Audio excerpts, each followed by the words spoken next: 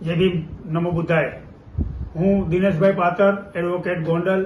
જોકે આમ તો જે આ ઘટનાની અંદર હું એક પીડિત છું, પરંતુ ગુજરાતભરના આગેવાનો દ્વારા જે મને સાથ સહકાર આપી, જે મારી પર દમન ગુજારવામાં આવ્યો, ખોટા કેસો કરવામાં આવ્યા, એ બદલ જે અવાજ ઉઠાવવામાં આવ્યો સમાજ તરફથી, અને 18 તારીખે જે સંમેલનનું જે હુંકાર કરવામાં આવ્યો, એનો પ્રતિસાદ ખૂબ જ સારો મળ્યો. અને મને ક્યાંક ને ક્યાંક એમ લાગ્યું કે હું એકલો નથી, મારી પાછળ તો આટલા બધા બોડી સંખ્યામાં મારા સમાજના યુવાનો અને આગેવાનો ઉભા છે, એટલે મને 100% ન્યાય મળશે. અને આ અવાજના કારણે સરકાર ક્યાંક ને ક્યાંક બેકફૂટ ઉપર આવી અને એમના અધિકારી એટલે કે રેન્જ આઈજી સાહેબને સૂચન કરવામાં આવ્યું, અને રેન્જ આઈજી સાહેબ દ્વારા એસપી સાહેબને કહેવામાં આવ્યું કે ભાઈ એમના આગેવાનોની મિટિંગ કરી એમની શું માંગણીઓ છે સાંભળો, પોઝિટિવ હોય તો એ માંગણીઓ સ્વીકારો.